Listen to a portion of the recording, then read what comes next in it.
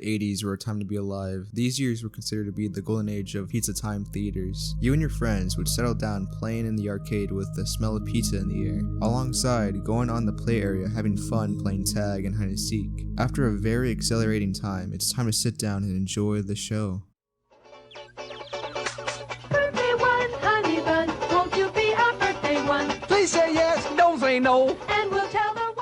As these weird human-like creatures sing, it becomes unsettling. The way that they move makes you feel uncomfortable. Their eyes and mouth open in the weird movement pattern. The appearance of these animatronics seem off, as if they're trying to become human. The feeling of the surrounding environment exacerbates the feeling of fear. This fear is called automonophobia. Automonophobia is a fear of human-like figures such as mannequins, wax figures, statues, dummies, animatronics, or robots. It's a specific phobia or a fear of something that causes significant and excessive stress and anxiety that can negatively affect a person's quality of life. You may also experience shaking, crying, heart palpitations, and other physical effects when confronted by the object of your fear. You may be unable to enter a display that houses automations. If you encounter one unexpectedly, you may run away, freeze in place, or even hide. The reason why many children have automonophobia is because children spend most of their time at these places that are advertised as family friendly, in which many have some mascots or attractions which some children find intimidating because of how uncanny it is. What is the uncanny valley? The uncanny valley is a hypnotized relation between an object's degree of resemblance to a human being and the emotional response to the object. The concept suggests that objects that appear imperfect to resemble a human, which causes uneasiness to observers of the uncanny. Many examples of the uncanny valley include all animatronics that appear human-like.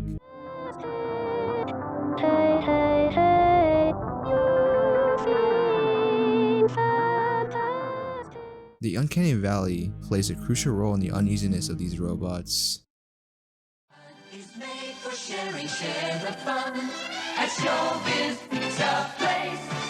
We've got singing fun at Showbiz, eating fun at Showbiz, electronic fun at Showbiz, Showbiz Pizza Place. We've got big kids fun at Showbiz, little kids fun at Showbiz, family fun at Showbiz, Showbiz Pizza Place. Share the fun, Bye, come on Billy and share the fun at Showbiz Pizza Place.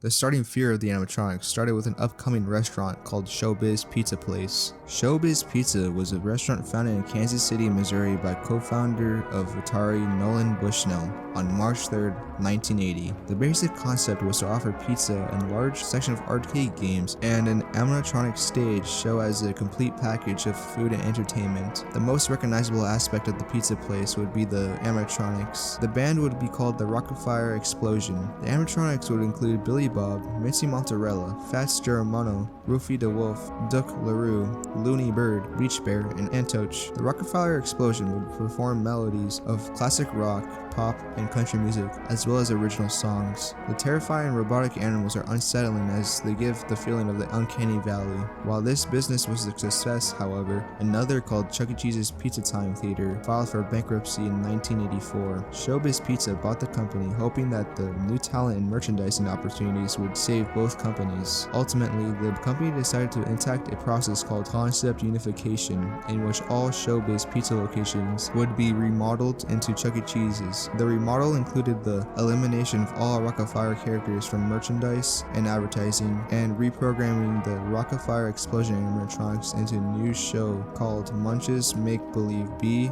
and featuring the Chuck E. Cheese's Pizza Time Theater characters. Unused animatronics and props were either sold off to other restaurants, put into storage, or even destroyed, leading to the current Chuck E. Cheese's current state as a very successful, entertaining business. Eventually, the fear of these animatronics would die, and many would leave Chuck E. Cheese's Pizza, ending the age of automonophobia, but only for now. On August 8th, 2014, a new game would come out and reignite automonophobia. This game is called Five Nights at Freddy's.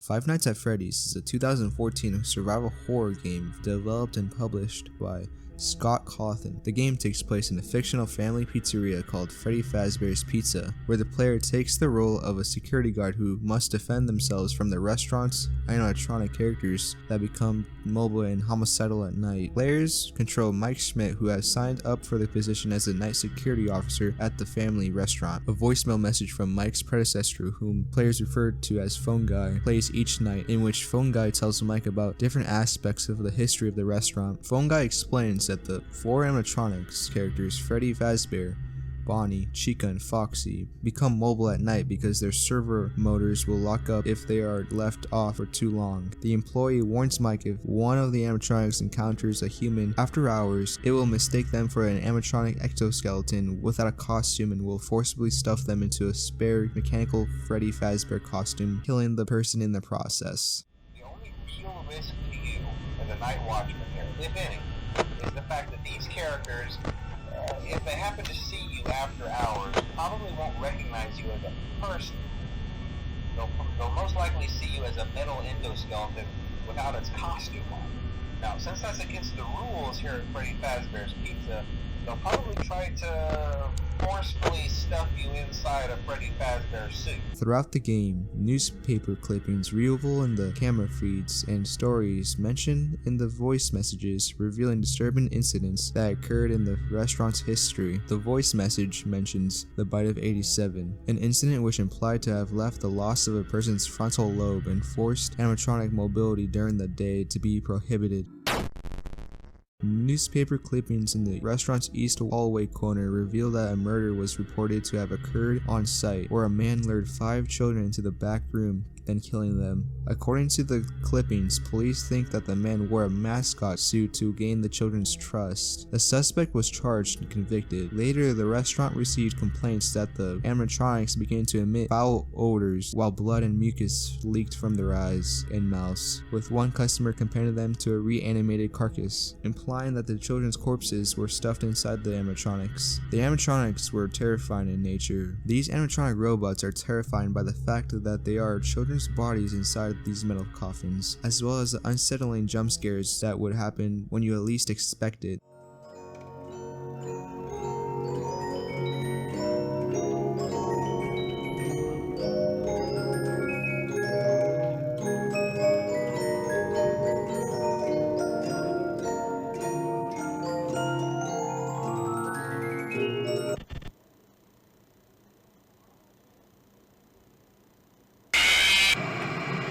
This legacy will construct a new generation of children to fear the uncanniness of these animatronics, as well as paving a new path of fear in the gaming industry.